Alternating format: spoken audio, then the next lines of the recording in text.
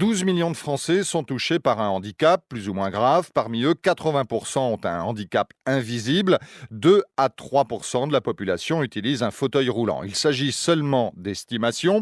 En France, les statistiques concernant les personnes handicapées sont éparpillées entre différents services et il est difficile de connaître avec précision le nombre de personnes touchées et avec quelle déficience et à quel degré de gravité. Les premières lois et les premières associations ont vu le jour à la fin du 19e siècle et au début du siècle dernier. Avant, pour faire simple, c'était un peu le Moyen-Âge. Les personnes handicapées étaient le plus souvent rejetées ou enfermées. Ce début de reconnaissance au début du XXe siècle concernait essentiellement le handicap lié au travail. Les grandes mesures et dispositifs datent de la fin des années 70 jusqu'à la loi de 2005, censée faire évoluer le regard de la société sur le handicap. Aujourd'hui, 1 million d'établissements recevant du public doivent être rendus accessibles, mais l'État est loin de ses promesses.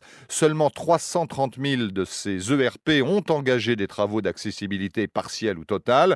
Il reste beaucoup à faire en termes de voirie, de transport. Il reste tellement à faire dans beaucoup de domaines que des délais supplémentaires ont été accordés pour assouplir les obligations de la loi de 2005.